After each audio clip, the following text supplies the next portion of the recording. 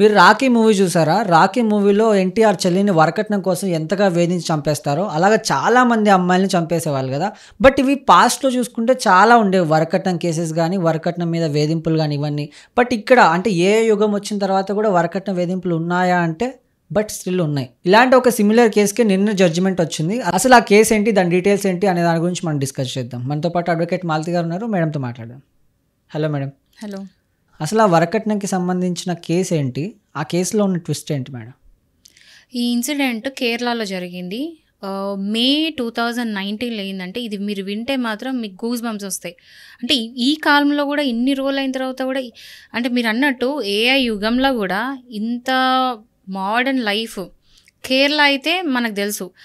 అంటే 100% literacy rate ఉన్నది ఎక్కడ అంటే కేరళ. అందరూ చదువుకొని ఉంటారు. వాళ్ళకు ఉన్నంత లిటరసీ రేటు ఎవరికి ఉండదు. అందరు మోస్ట్లీ చదువుకొని జాబ్ చేస్తూ ఉంటారు, ఖాళీగా ఉండరు. అట్లాంటి కేరళలో ఈ ఇన్సిడెంట్ అయింది. ఏంటంటే ఒక కోడల్ని వాళ్ళ హస్బెండ్ వాళ్ళ అత్తవును కొడుకు కలిసి ఆ అమ్మాయిని స్టార్వ్ చేసిండ్రు. అంటే ఎన్నో రోజులు తిండి పెట్టకుండా ఏం పెట్టకుండా ఉంచేసిండ్రు. అట్లా నెలల తరబడి ఉంచితే ఆ అమ్మాయి చనిపోయింది.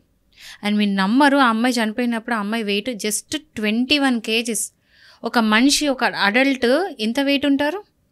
యూజువల్గా 45+, 50+ ఉంటారు. నేను ఇంకా చాలా మినిమైజ్ చేసి చెప్తున్నా. కానీ ఆ అమ్మాయి చనిపోయినప్పుడు జస్ట్ 21 kg.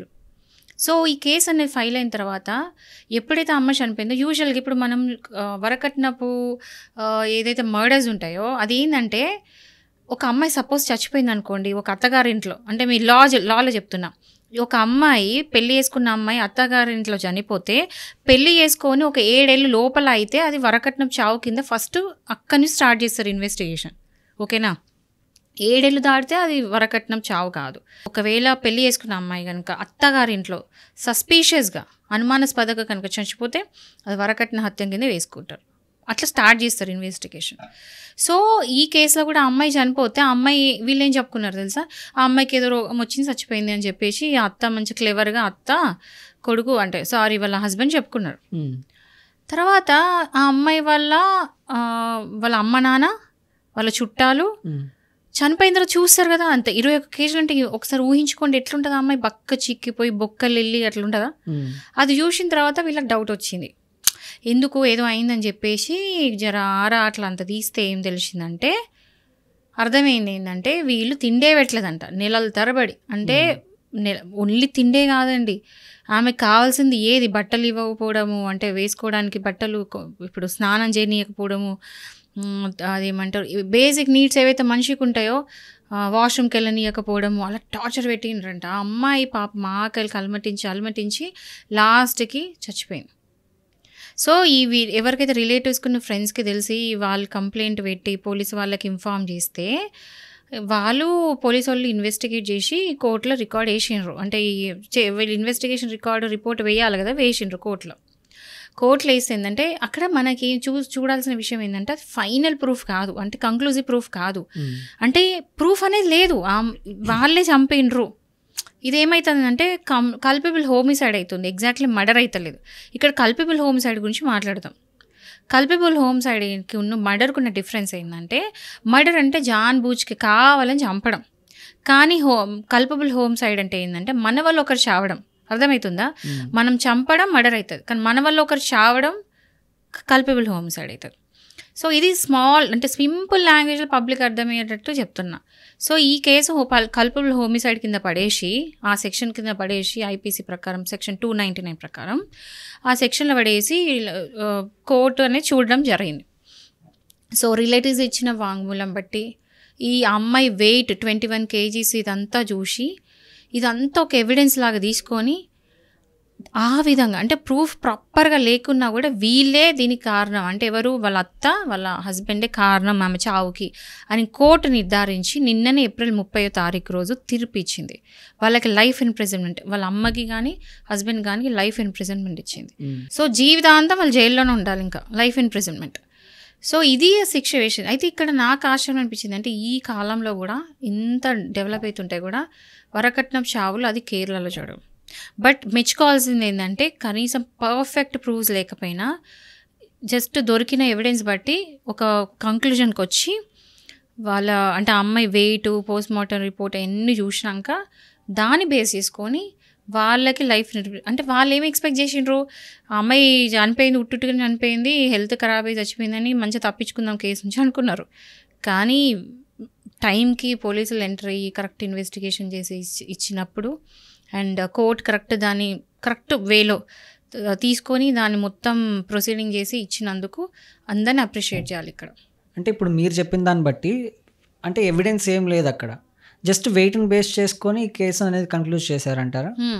ఎందుకంటే 21 కేసులు ఎవరు వస్తారండి? ఎంత రోగం వచ్చినా ఏం వచ్చినా ఇప్పుడు పోస్ట్ మార్టం చేస్తే తెలుస్తుంది, ఆమె పేగులు ఎండిపోయి ఉంటాయి. ఇప్పుడు కొంతమంది కొన్ని నెలలు కొన్ని రోజులు తరబడి తినకపోతే, సో చాలామంది ఫాస్టింగ్ చేస్తే కొన్ని రోజుల తర్వాత వాళ్ళు తీసుకెళ్ళి వాళ్ళ ఇంటెస్టైన్ అంటే డైజెస్ట్ సిస్టమ్ అంతా చెక్ చేస్తే తెలుస్తుంది ఎన్ని రోజులు తినలేదని.